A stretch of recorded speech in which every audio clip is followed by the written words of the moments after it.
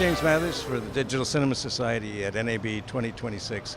I'm here with Ramy Katrib, my old friend, and he's the CEO, the founder, one of the founders of DigitalFilm Tree.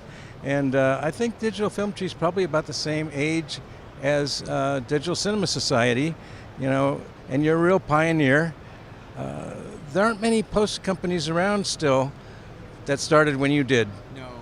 No, it's been precipitous, like a precipitous fall off. I think there's dozens of companies that were there that don't exist anymore, including the one that was my first job in media, Magic Film and Video Works. I actually just recently got in touch with the owner of it just to kind of compare notes and kind of share some memories. But yeah, it's completely different in the 25-year arc. Well, you and I are survivors. We are survivors. I guess we don't know any better, right?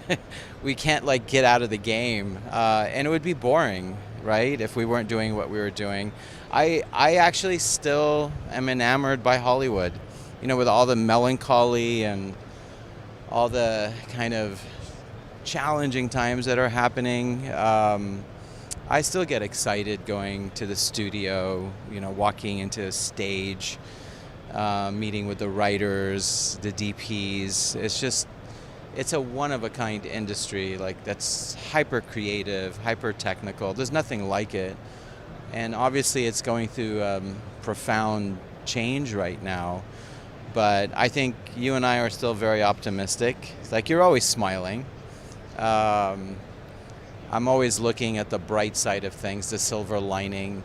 You know, anything good that we've done was based on failure. So I always think about that. But not giving up. Not giving up. In fact, you refresh, right? I call it fast refresh. Don't trip out. Just move on. Like go around it, go under it, jump over, do whatever you got to do, but move on. Well, you're always leading the technology charge in post-production. Tell us what you're working on now.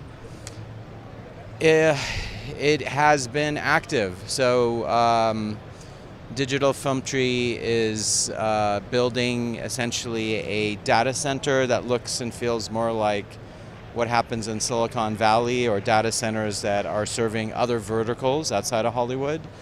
That is a big part of our future. We have become a data gravity business.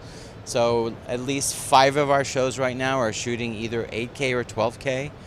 You know, at first all the DPs would want to shoot at the maximum resolution, so we go, can we compromise and shoot at 8K as opposed to 12K? But invariably, you know, we'll get dailies any given night, and they just flipped the switch and started shooting 12K. Okay, so you're shooting 12K or 8K, but how are you finishing? Are you finishing all the way through the pipe in 8K?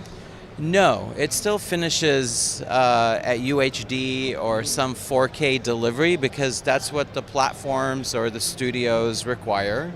That has today.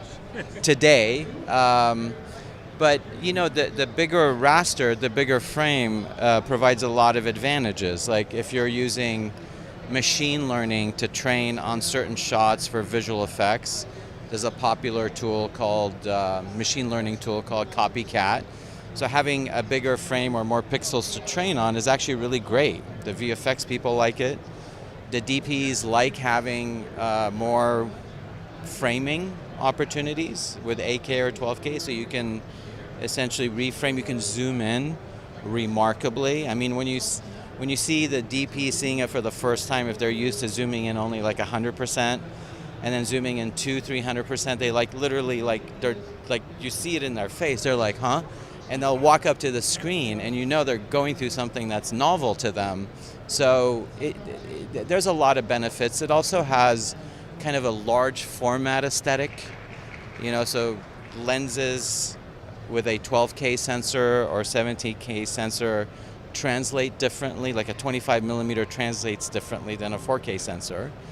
So there's a lot of upsides. We know that the directors of photographies that we're working with unanimously like shooting at higher resolution.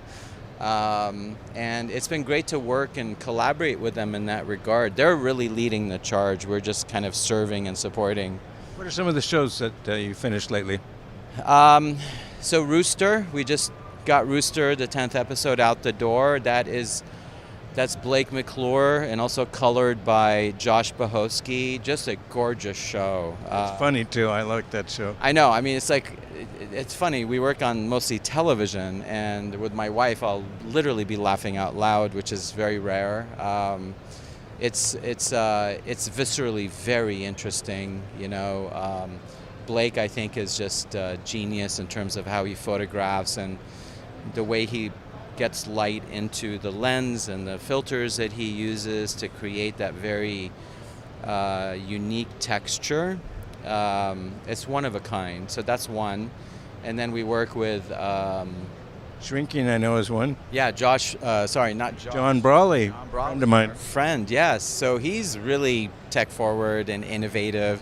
So he started actually noodling last season, wanting to shoot at either 8 or 12K, and he had a relationship with our friends at Blackmagic.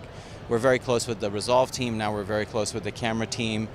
We love cameras. We always have. That's why we love you. So we love all our friends at Ari, all our friends at Red, all our friends at Sony, and now all our friends at Blackmagic. We're also using iPhones to shoot some pretty professional looking stuff. So it's really like, there's never been a time like this in the imaging arena. You have so many options, so many opportunities to create looks at price points that were just unthinkable, incomprehensible just 5 years ago. Look what you can do now.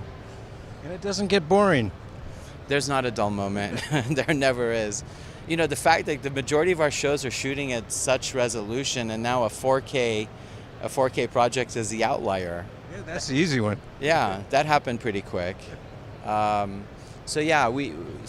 Going back to data gravity, a big part of it is just supporting productions by having all that data be readily accessible, easy to access, and not just the production that we're serving, but the other vendors in the mix.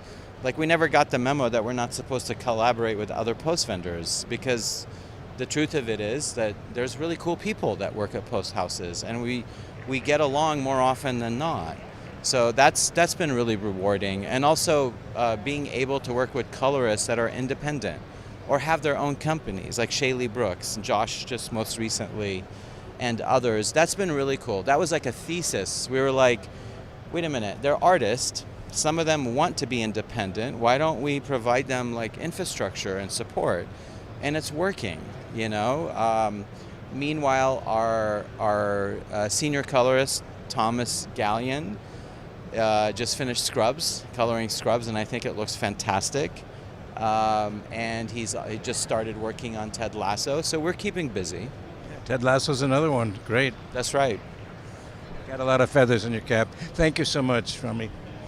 Thank you, James, as always. And, I just want to say thank you for all that you do and all the knowledge that you bring to us and the way that you do it. So really appreciate you. Let's meet back here in another 25 years. Okay, we'll be here.